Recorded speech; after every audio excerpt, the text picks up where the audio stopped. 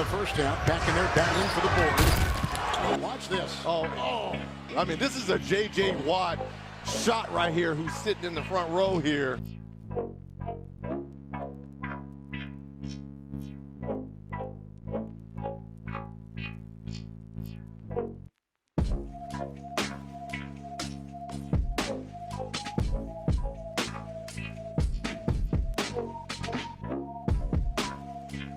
I was cut by the Heat. This is a really emotional game for me.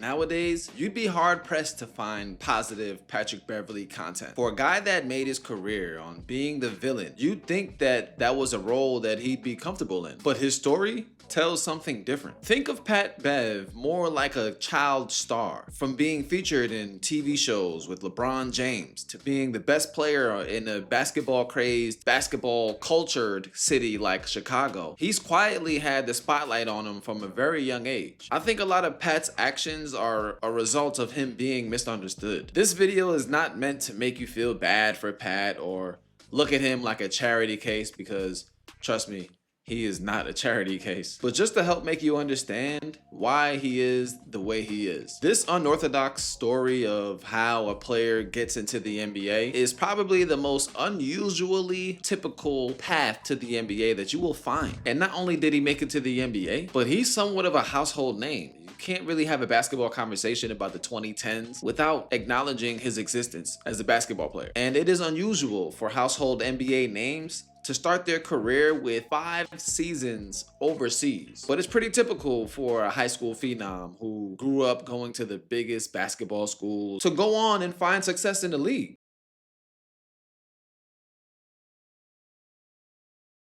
Pat Bev was born and raised in Chicago, Illinois, more specifically on the west side of Chicago. I'm on the west side of Chicago looking for a bus stand. He was highly touted coming out of middle school, and he was recruited to go to one of the top private high schools in Chicago. Waubonsie Valley High School was located in the suburb of Chicago. Pat Bev spent his freshman year there before transferring to the world famous John Marshall Metropolitan High School in his hometown West Side neighborhood. If you're subscribed to this channel, you've probably seen the documentary Hoop Dreams. And if you have seen Hoop Dreams, then you probably have heard of that high school before. Hoop Dreams was a legendary basketball doc that follows the lives of 2 inner city Chicago kids striving to become pro basketball players. In the show, one of the stars is Arthur A.G. And if you aren't a subscriber, what are you doing? Hit that subscribe button right now. Arthur A.G. is the perfect name to associate with the Patrick Beverley story because their upbringings were so similar. In fact, their paths would cross when there was a Hoop Dreams sequel starring Patrick Beverley and following his quest to bring a state championship back to Marshall High School, and that hadn't been done since Arthur A.G. won 20 years prior. To be honest, as a hooper and a movie buff, this was a horrible remake. Hoop Dreams was really a documentary that captured something special and unique and so candid. They seemed to pick the perfect 2 subjects for such a unique journey, and you kind of see what happens when somebody sticks with the private school system and when somebody doesn't. And in the end, the underdog somehow comes out on top. Patrick Beverley's sequel didn't live up to those measures, but they were up against a giant. And it still showed a lot of insight on what it was like to be such a big figure in your community at that young age. After attending the famous St. Joseph's, Arthur found the school to be overstimulating and, quite frankly, overpriced. His family was unable to pay the tuition, and he wasn't performing well enough on the basketball court to warrant a full athletic scholarship at the time. Now, I'm not saying that this was the same reason that Pat left his private school, but I'm sure that going to a school that was majority white at the time and then transferring back to your hometown west side of Chicago public school, I'm sure that they had similar experiences. As a Marshall Commando, in his senior year, he scored 1,022 points while only grabbing 173 rebounds and dishing out 187 assists. So that tells you everything you need to know about his role on that team and him as a figure within Chicago basketball. That year, they only lost 2 games in the public school league, and his season high was 48. and he kept a season average of 37.3 for the year. Needless to say, he was having his way. He even squared off against a young Derrick Rose when Derrick Rose was at Sibian back in the day. Even D Rose would tell you the kind of time that Patrick Beverley was on. When asked about the matchup, D Rose said, "Man, they smacked us by 20, talking some big crap, just like he does now." After a legendary high school career, he earned a full ride scholarship to Arkansas University. Funny enough, Arthur A.G., who at this point kind of became somewhat of a mentor, also went to Arkansas State University, so I'm wondering if there's some kind of overlap there. Also worth noting, Patrick Beverley starred in the MTV original series Battlegrounds, King of the Court, hosted by a young Lebron James. This was a documentary-style series that took the best players from inner-city Chicago neighborhoods and the best players from the inner-city New York City neighborhoods. One of the New York coaches was Ben Gordon, a guy that was close to my uncles, man. Shout out to Ben Gordon back in the day, Mount Vernon days. But anyway, Patrick was on top of the world. He was frequently featured in the news, getting write-ups in the newspapers, starring in an MTV series, the subject of a new documentary sequel. The kid was on top of the world in high school. But going to college was his first taste of realizing that your role in high school is not going to be your role going forward.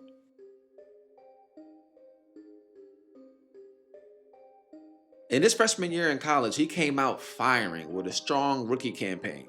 Starting in every game but 2, he led the team in scoring on a squad full of upperclassmen, averaging 13.9 points per game, 4.5 rebounds, 3.1 assists, and by the way, he led the team in rebounds that year, 1.7 steals, and only 2 turnovers. He won SEC Freshman of the Year with those numbers. Came out straight firing. But in his sophomore campaign, coming off the career he had in high school, you would expect Patrick Beverley to go crazy. That was the moment to be a dominant player that many scouts had anticipated him being. But his numbers will only drop in pretty much every category. Points went down to 12.1 per game. His rebounds actually went up to 6.6 and he led the team again. Assists down to 2.4 per game, steals down, but also his percentages were down. Down to 12 points per game as a 6'2" guard in the SEC.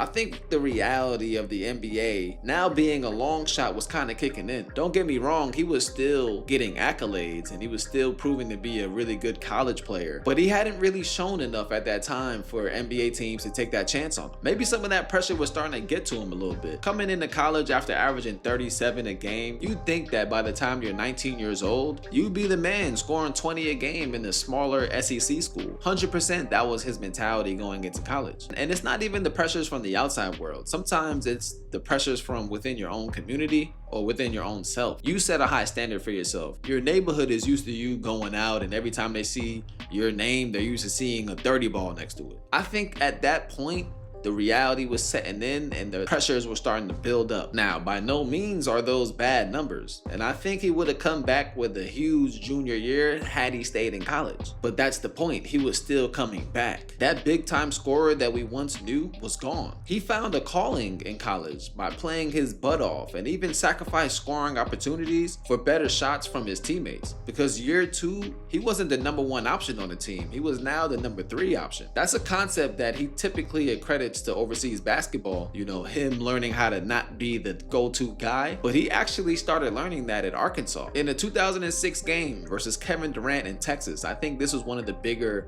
eye-opening experiences for him because he's on the court with a future NBA Hall of Famer. You know, at 6'2", a guard that's only averaging 13, 12 points a game, when Kevin Durant comes in the gym or you're in his gym, you have to look at the other side of the court and say, that's what it takes to be great. That's what an NBA player looks like. So I can't be as tall as him. I can't shoot as well as him. I'm not as fluid as him. What can I do to set myself apart? And I think he actually found his calling in this game. He was being a real pest, diving on loose balls, arguing with the refs. He even had a push in the back foul against KD that went uncalled, but I love the aggression. You're the NBA player here. Obviously, it's clear, but I'm gonna do what I need to do to get that rebound over you. But just think about that transition. To be featured on an MTV series in high school, the same series that featured LeBron James, an established NBA player and high school phenom that lived up to the hype. Hoop Dreams remake, dominating in battles with Derrick Rose. I mean, and here's where I say the pressures were starting to get to Beverley. Because the next thing you know, he's messing up and he got kicked out of school.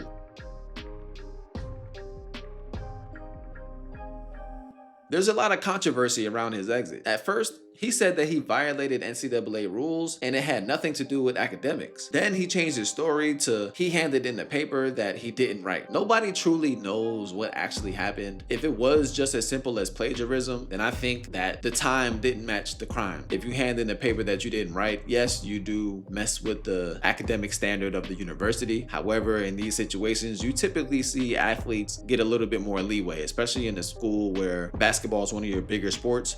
You're probably gonna look past these little things, but I could be wrong too. This is 2006, 2007. Who knows what it was like back then? I was only in middle school, so I can't really be the authority figure here. I'm sure everyone in this neighborhood, scratch that. Everyone in Chicago thought he was gonna be a surefire, one and done, only going to college in order to go to the league kind of player. But he just wasn't at the time. Basketball was what he thought would be his ticket out of the hood and a key piece in giving his family a better life than he had while growing up. A lot of times in sports, the reason that a player doesn't pan out is because of what's going on in the 6 inches between your head.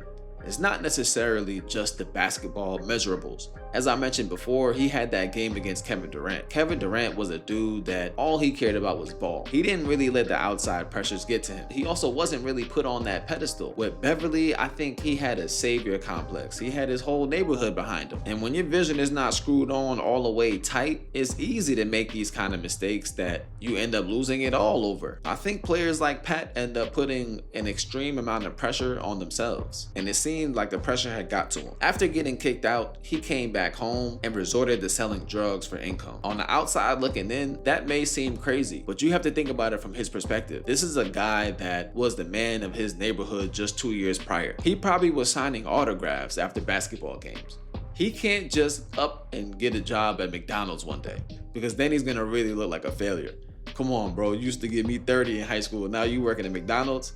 All right, man, put the fries in the bag. That's a crazy situation for Patrick Beverley to be at. I don't understand resorting to drugs, but I do understand the desire for wanting income from untraditional ways. And I am not endorsing drug selling at all. He shouldn't have done that. It wasn't until he had some run-ins with some other street guys that made him realize he really wasn't about that life. As a basketball player, you have to understand, I don't care what neighborhood you grew up in, what gang your friends are part of, you were raised in the gym. In order for you to be nice at basketball, it takes a lot of time and effort to build that skill set, to build that confidence that sets you apart from the rest. Yeah, some people are naturally gifted, but even those people gotta be honed in talent-wise. It's easy for a basketball player to get into a street situation or a street life because a lot of people know us, a lot of people respect us, and they know we want to get some money just like everybody else. But as easy as it is for us to get in, it's as easy for us to get out. Unfortunately, Beverley lost somebody very close to him, and that was the wake-up call that he needed to get up and get out. By his own words, the very next day that he lost somebody very close to him, he accepted a 6-figure offer to go play ball overseas. In October 2008,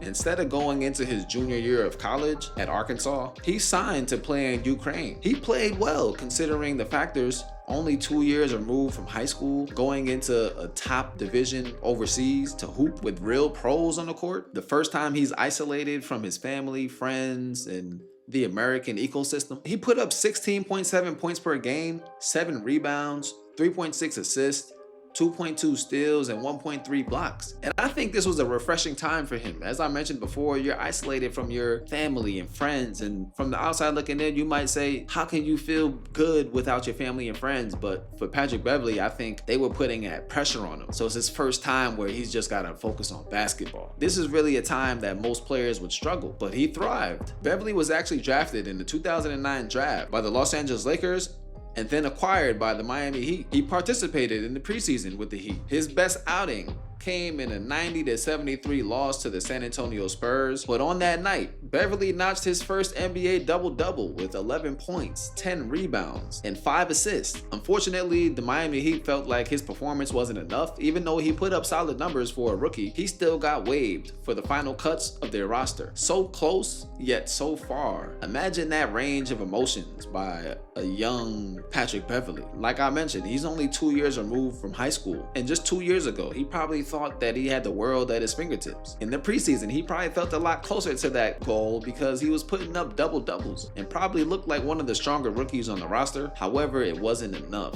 And at the last minute, that opportunity was snatched from him. But the good news is, now he had that NBA tag on him, and he was able to play for a top European club in Olympiacos that competed in the EuroLeague at the time. Still, only 21 years old, he saw action in 19 EuroLeague games, averaging 2.7 points per game, 1.9 rebounds, and he also appeared in 22 Greek League games, and he averaged 4.9 points and 2.8 rebounds to go along with 1.6 assists. Not the greatest of numbers, but that's the second best league in basketball. Plus, you got to think about the transition that you're going through as a player. You're going from high school, where you got the ultimate freedom, to college, where you got a little bit limited freedom, but you're still playing American style basketball. Then you go to the Ukraine, where it's a physical game, but just not as fast. And then you go to the NBA preseason, where you're playing a lot of pick and rolls because it's NBA basketball. And then you come back overseas and the ball's got to be moving, ripping around. So that struggle is expected to happen. He just needed more time to get used to the real European game. Then in 2011, he went to Russia to play in the VTB League and the Euro Cup competition, where he saw a lot of success. He was the man again. At the end of that season, he signed a 3-year deal with Spartak St. Petersburg that was set to expire in 2014. But I want you to take a look at the countries that he was signing to: Ukraine, Greece, Russia. These are leagues that are known to be the ultimate grind. Like, you playing in Russia when you could easily be playing in Spain at the time, France, Germany, more Western countries that are kind of closer to the American system, especially a country like France where they play pretty much American style ball. No, he's going to countries with blue blood organizations, real unique basketball philosophies, and the conditions probably weren't the greatest. It's probably the furthest away that you can get from the NBA conditions. I'm talking about when you jam your finger and you go on the sideline, they're spraying you down with ice in a can. You know, you probably got to tape your own ankles, learn how to be your own trainer, those kind of conditions. And no disrespect to those countries, because they play some great ball in those countries. However, it's just not what we're used to. And that grind every day, day in and day out for 5 seasons, I think kind of played in his psyche a bit. Now he was able to really get that chip on the shoulder, because he had a chip on the shoulder in high school, coming from the inner cities of Chicago. However, you still were put on a pedestal, right? You were seen as one of the top guys in your city. And then you go to Arkansas, you're seen as one of the best freshmen in the country. So you didn't really get the chip on your shoulder until you came overseas. And that overseas grind is what really shaped him and made him primed to have a big impact at the next level. On April 6, 2012, Beverley was selected as a Euro Cup MVP for the 2011-2012 season. At only 6'2", he was the shortest player in the competition to average more than 4 rebounds per game. In the second year of his extension, he had an offer from the Houston Rockets and just so happened to have an NBA out in his contract with Spartak. He ended up buying himself out of his contract, a chance for him to bet on himself and take that crack at the league while he was playing his best basketball. At the age of 24, he realized his NBA dream. When he played and beat the Heat for the first time as an NBA player, it was an emotional game for him, something that he never forgot, and he even mentioned to a reporter after the game. I was cut by the Heat, so this is really an emotional game for me. I'm pretty shocked. I'm shocked that I even kept my composure. But it was definitely fun out there, man. Getting cut by the Heat was a defining moment as a pro. He realized that he's not where he wants to be, and he's gonna have to fight and scratch and claw in order to get there. He's got a toughness as a hooper that only overseas players will understand and know. When you see him talking about guys like Trae Young or whatever the case is, calling people out for being soft or whatever, he's saying that because he's seen being a professional basketball player, not making millions of dollars, but getting worked harder than guys that make millions of dollars. He's often been quoted saying that he works harder than most of the guys in the NBA. He ain't just saying that. Obviously, he's seen hard work overseas. He's seen what he brings to the table, and he's seen what guys in the NBA are coming with. I think when he came back to the NBA, he had an attitude of, y'all don't know what I've been through. Y'all have no clue what I've been through. And if I tell you, you still wouldn't understand until you see it yourself. The true overseas chip. Shameless plug. Pat Bev really got activated in the playoffs of his first season. In Game 2 of the Rockets' first round playoff series against the OKC Thunder, Beverley had his first career start and didn't disappoint. He recorded 16 points, 12 rebounds, 6 assists, 2 steals, and 1 block. He had another 16-point effort in Game 4 to help the Houston Rockets avoid elimination with a 105-103 win, but they ended up losing the series to the Thunder in 6. But that didn't matter in the Pat Bev story. The legend was born. Take a look at the players that were on the roster when Pat Bev came to the Rockets. Outside of James Harden, you had Chandler Parsons, Jeremy Lin, Omer Asik, shout out to Omer, Patrick Patterson, Carlos Delfino, Marcus Morris. I think it was safe to say that they needed an alpha male at the guard position across from James Harden, because the names that they had were all skillful players and good guys, but sometimes you need an a-hole out there, man, that don't give a damn. Right? He's willing to piss somebody off. He's willing to go the extra mile to grab a rebound as a guard. Sometimes you need somebody to have that mentality, and I think Houston was a perfect fit for him. Over the next 4 years, he etched his name into the brains of every NBA fan as he would become a household name again. In 2013-2014, he was all defensive second team. He was bringing that dog mentality he had since his high school days and was only refined overseas. At that point, he was a survivor. Meanwhile, everybody else he's going against was someone that had the path laid out for them. On July 9th, 2015, Beverley re-signed with the Houston Rockets on a 4-year, $23 million deal. In 2017, he was all defensive first team, pretty much justifying that I'm worth that $23 million. Anybody that's on the all defensive first team is worth at least 20, at least. On June 28, 2017, the LA Clippers acquired Beverley, Sam Decker, Montrezl Harrell, Darren Hilliard, DeAndre Liggins, Lou Will, Kyle Wiltshire, and a 2018 first-round pick from the Houston Rockets in exchange for Chris Paul. It's funny seeing that list of names because most of those guys are overseas guys now that made careers overseas, but Patrick Beverley was going in reverse. Their careers are only headed there. He had just came there, so he understood and brought those values to his NBA teams. Pat Bev brought the same dog to the Clippers organization. You can make a case that he's the most reliable player in that group that he was traded with. You know what you're gonna get out of Pat Bev. On July 12, 2019, Beverley re-signed with the LA Clippers to a 3-year deal. On August 16, 2021, he was traded alongside Rajon Rondo to the Memphis Grizzlies in exchange for Eric Bledsoe. On August 25th, just days later, the Grizzlies trade Beverley to the Minnesota Timberwolves in exchange for Jarrett Culver and Bo Cruz, aka Juancho Hernangomez. After a play-in tournament win over the Los Angeles Clippers, Beverley was essentially turned into a meme for his celebration over the LA Clippers. In that game, he scored 7 points, 11 rebounds, 3 assists as they qualified for the playoffs for the first time since 2018. Like I said before, they turned my boy into a meme. People really didn't understand why he was showing those emotions. If you looked at the tape, even me watching it at first, I didn't know what the hell was going on with him. I said, boy, you better worry about the next game. But now, since knowing his story, knowing how much of an emotional guy he is, knowing that he takes things seriously and he's always looking for something to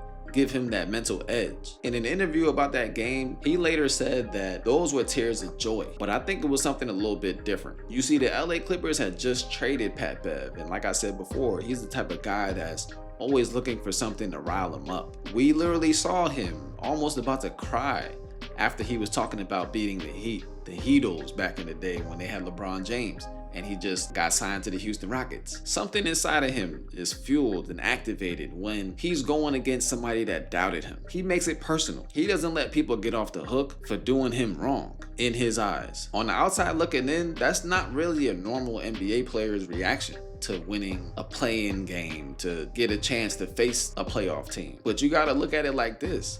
He's not really a normal NBA player. On July 6, 2022, Beverley was traded again alongside Malik Beasley, Jared Vanderbilt, and Walker Kessler for future first-round picks and a pick swap to the Utah Jazz in exchange for Rudy Gobert. On August 25th, he was traded again to the LA Lakers in exchange for Stanley Johnson and Talen Horton-Tucker. Again, it's so funny because those are names that are now making their names overseas. Talen Horton-Tucker just went to Fenerbahce and he's playing well. And Stanley Johnson last year was playing for the Turkish club Anadolu Efes and he wasn't playing well.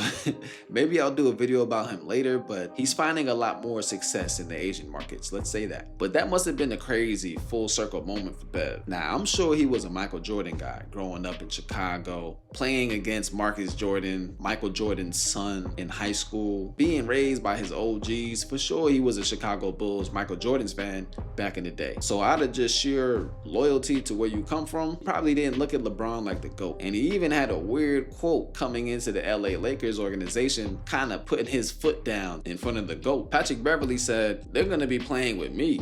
I made the playoffs last year. They didn't." I think that's just him showing his chip that he got. He's probably a Jordan guy, but the full circle moment lies where the start of his journey, the start of his recognition as a player on a national, worldwide level, literally began with an MTV show featuring Bron as the host. Like I said, he probably got loyalties to Chicago. You could even see by this quote that he gave after running into MJ on vacation. "I went from Chicago in the hood, watching this man on TV, to being in San Tropez. Him and his lady, me and my lady. He came on a boat.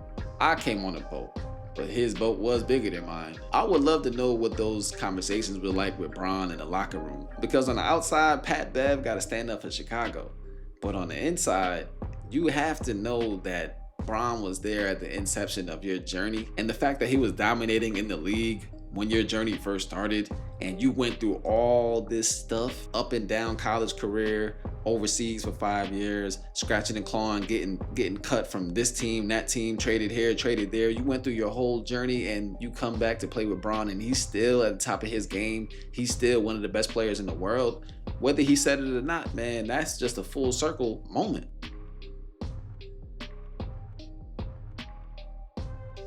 At the end of his career, Pat Bev famously announced that he was coming back overseas to a club called Hapoel Tel Aviv. There was a lot of controversy around his signing to this team because at that time he was known as a big podcaster. The owner of the club even had to say this about them signing him. It was my expectation. I knew that I'm bringing a guy that is a top, is a great personality, is a figure, right? Also very good player, amazing player, but the personality and the media, he was a beast. The reason why you signed him? The reason why I signed him is because Jordan Lloyd didn't want to come. Ooh, okay. Jordan didn't want to come. I was angry. I called Hinas. I told him it was the best option. Other options said no one in Europe. I said, okay, so outside of Europe, I said Patrick Beverley, but it's impossible. Tell him, get me that agent. I'll try to make it happen. So what that says to me is they signed him, but I don't know if they thought he was going to last the whole season. They obviously think he's a great player, but they were looking at other values that he brought to the organization. And that would hold true because Patrick Beverley ended up leaving mid-season on February 13th, following a suspension from the team for undisclosed reasons. Now, there's no hardcore concrete evidence about why they suspended him from the team. I know he had mentioned in other interviews that it was tough playing in Tel Aviv with an Iranian wife. Some people say that he was seen on live in support of Palestine. Nobody really knows what's going on, but I think that the relationship between him and the team is not completely shattered because he's in talks to become a shareholder in the team that's now in the EuroLeague, Hapoel Tel Aviv. As I mentioned before, Pat Bev is now a big-time podcaster, so he's very outspoken about a lot of the stories that come out about him and a lot of the viral moments that he had in his career. And when people criticized his move to go to Israel at a time like this, he had some very interesting things to say. There were comments that I took blood money, this and that. I want people to know that my decision is always based on basketball. I got family members and homies that die in Chicago every single day that no one speaks about. But when I make a decision to go play ball, everyone is now the smartest person in the room when it comes to what's going on in the world. It's the funniest thing to me. I'm talking to an American who played out there.